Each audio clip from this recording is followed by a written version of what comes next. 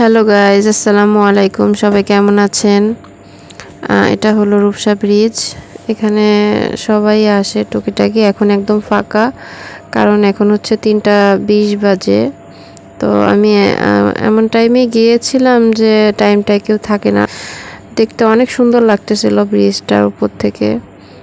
বিশেষ করে আপনার বৃষ্টি হয়েছিল তো উপর থেকে দেখতে এতটা সুন্দর, এতটা মনোমুগ্ধকর একটা পরিবেশ। মনটা এমনি খারাপ থাকলেও অটোমেটিকলি আসলে ভালো হয়ে যায়।